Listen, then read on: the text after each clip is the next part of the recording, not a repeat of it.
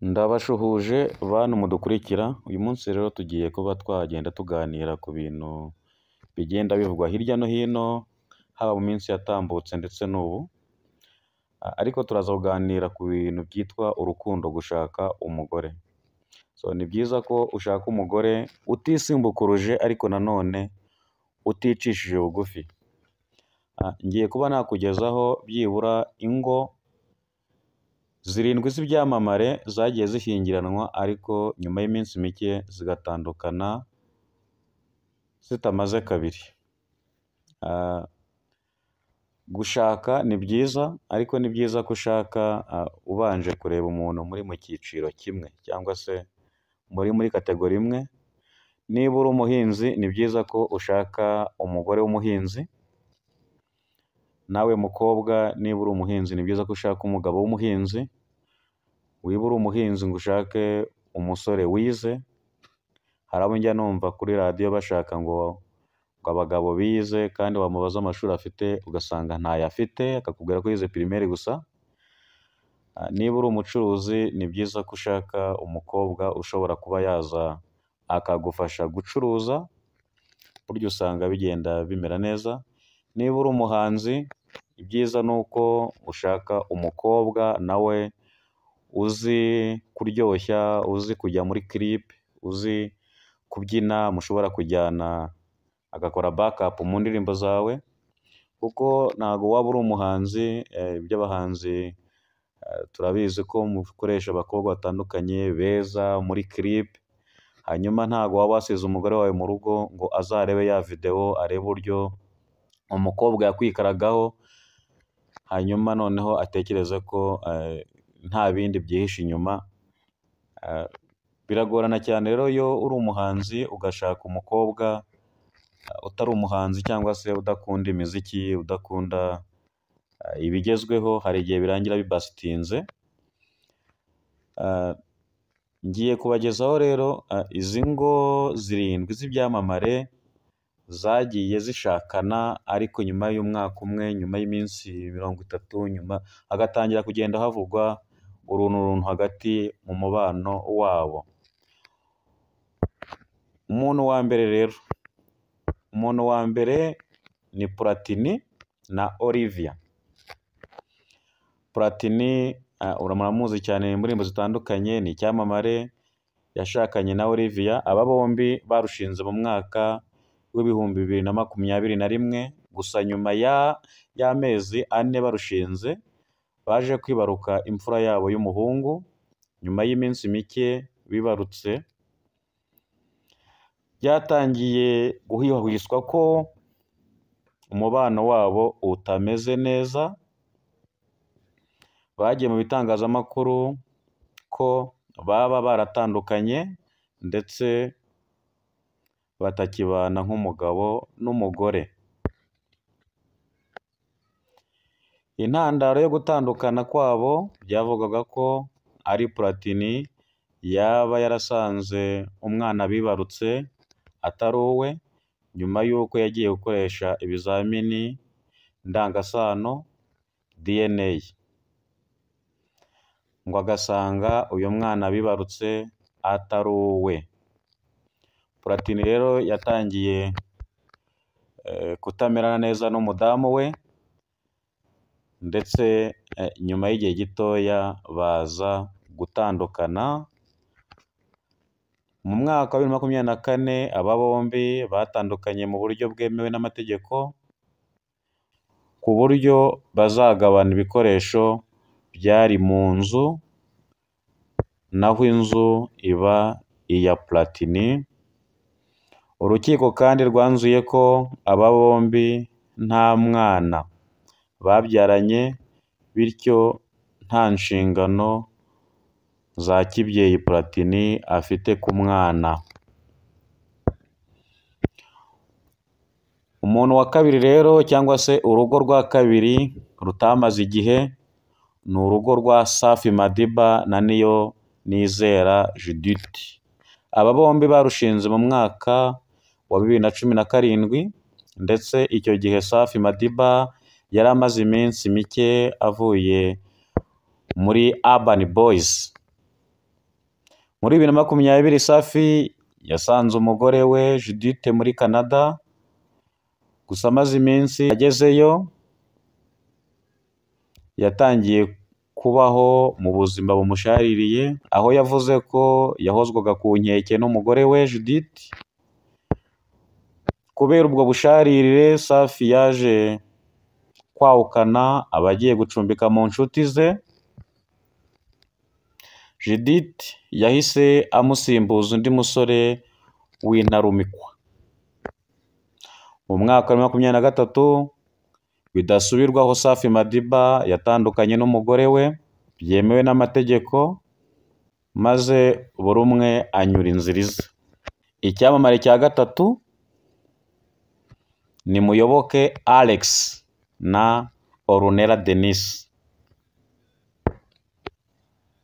Aba bombi barushinze mu mwaka wa 2013, ndetse urugo n'urukundo rwabo byari bikomeye cyane, kugeza ubwo mu mwaka wa 2014 Alex Muyoboke yateguriraga umugore w'igitaramo cyo kwizihiza isabukuru y'amavuko.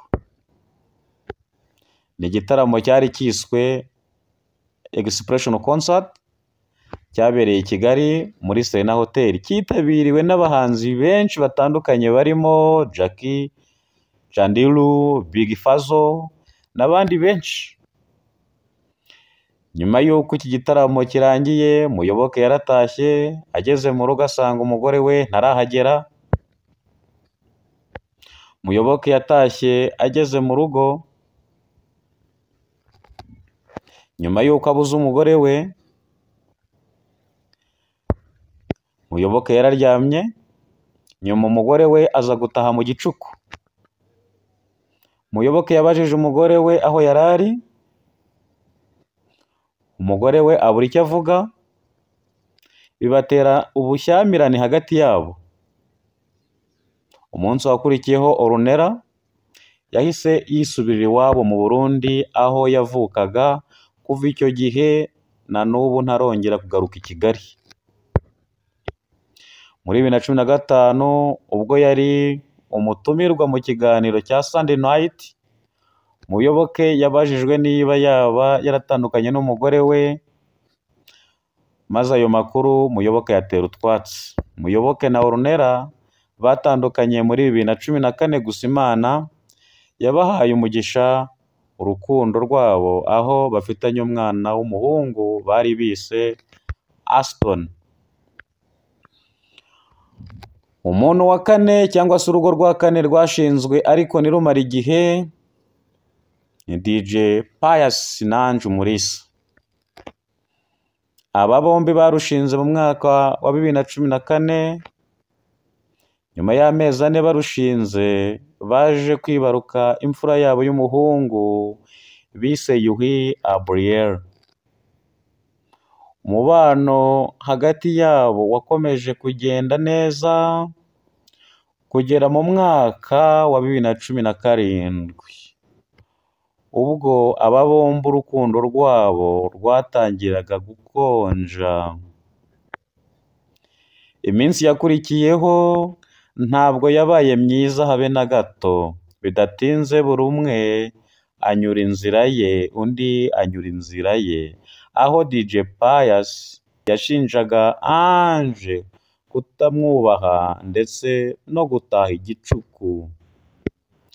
Mu mpera za 2018 bombi bemeranyijwe gutandukana nk'umugabo n'umugore, ariko bakazajya bahurira ku nshingano zo kwita ku mwana wabo Abriel. Naho urugo rwa gatanu rwashinze nirushinga imizi nyuma y'iminsi mike bagatandukana ni Shadibu na Meddy Saleh. Aba bombi barushinze mu mwaka wa 2012. Nyuma yo kurushinga baje kwibarukwa abana 2 b'abakobwa, umwe wabonye izuba muri 2012, undi we yavutse 2014. Nyuma yaho urukundo rwabo ndetse n'urugo rwabo rwatangiye kuzamo kidobya, maze bidatinze muri 2015 Shaddy-Boo arawukana ndetse atwara abana be babiri aho yahise ajya gutura Kacyiru avuye Nyamirambo aho yabanaga n'umugabo we Meddy Saleh.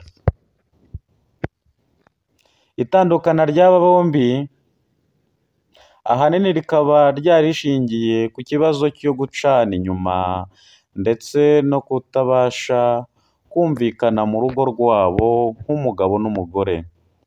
Nubwo imyaka 10 ihise batandukanye nk'umugabo n'umugore, Shaddy-Boo na Meddy Saleh uyu munsi bahurira ku nshingano zo kwita ku bana babo bibarutse. Umuntu wa gatandatu cyangwa se urugo rwa gatandatu rwashinze ariko ntirushinga imizi nyuma y'iminsi mike bagatandukana ni Aline Gahongayire na Gahima Gabriel. Aba bombi barushinze mu mwaka wa 2013 mu birori by'ubukwe bw'igitangaza. Nyuma yaho muri Mutarama 2015 Gabriel yaje gutandukana n'umugore we Aline Gahongayire kuko batabashaga kumvikana ku bintu bimwe na bimwe byo mu rugo rwabo. Aline Gahongayire muri uwo mwaka ubwo yabazwaga ibyo gutandukana kwe n'umugabo we yaje kubyitarutsa, ndetse aho ayo makuru ayatera utwatsi avuga ko urwabo rukomeye nk'inyundo ya kinubi. Muri 2016 Gahongayire yaje kwemera ko yatandukanye n'umugabo we kuko kumvikana hagati yabo nk'abashakanye harimo imbogamizi. Mu mwaka wa 2017 urukiko rw'ibanze rwa Kacyiru rwemeje ko aba bombi batandukana, buri umwe akanyura ize undi akanyura ize, cyane cyane ko nta mutungo bari bafitanye ndetse nta n'umwana babyaranye. Gahima mu gusaba gatanya yavugaga ko ashinja Aline Gahongayire kuba yarataye urugo ndetse aba bombi batandukanye byemewe n'amategeko bamaze umwaka wose batabana. Urugo rwa karindwi ari narwo rwa nyuma tugiye gusorezaho inkuru yacu y'uyu munsi, rushobora kuba rwarashinze imizi ariko nigera ikuzimu bagatandukana hadaciyeho iminsi myinshi, ni Uncle Austin Cyamamare na Mbabazi Liliane Mwiza Joanna. Uncle Austin yarushinze mu mwaka wa 2006 arushinganye n'umukobwa w'ikizungerezi yakundaga cyane bita Joanna Mwiza. Gusa urugo rwabo rugahoramo intonganya n'amatiku hagati yabo hato na hato, aho Augustin yashinjaga uyu mugore we kuba yaramufatiranye we n'umuryango we bagatuma bashaka bamushyingira akiri muto kandi atarabishakaga, bivuze ko bamufashe ku ngufu. Uncle Austin yaje gusaba gatanya n'uyu mugore we Mwiza mu mwaka wa 2010, gusa icyo gihe ntiyabishyiramo ingufu nyinshi mu buryo bwemewe n'amategeko. Yaje guhabwa iyi gatanya nyuma y'imyaka 5 mu mwaka wa 2015. Uncle Austin yatandukanye n'uyu Mwiza Liliane bafitanye umwana umwe w'umuhungu. Austin na Mwiza nyuma yo guhana gatanya 2015, Uncle Austin muri uwo mwaka yari mu kibatsi cy'urukundo rugurumana na Joanna. Icyo gihe banabanaga mu nzu imwe. Urukundo rwabo rwakomeje gutoha, ariko mu mpera za 2017 bibyara amahari ndetse bidatinze Joanna asiba amafoto yose yari afitanye na Uncle Austin ku mbuga nkoranyambaga ze zose.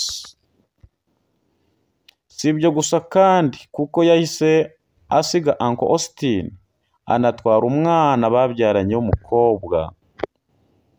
Uku gutandukana kwabo kwababaje cyane Uncle Austin, maze akora mu nganzo amuhimbira indirimbo yise Najyayo. Ku munsi wa none nubwo batandukanye ariko Uncle Austin aracyubahiriza inshingano ze nk'umubyeyi zo kwita ku mwana babyaranye, aho amuha amafaranga y'ishuri. Inkuru yacu reka tuyisoreze aha, tuzasubukura ubutaha. Ndabakunda cyane. Ciao ciao.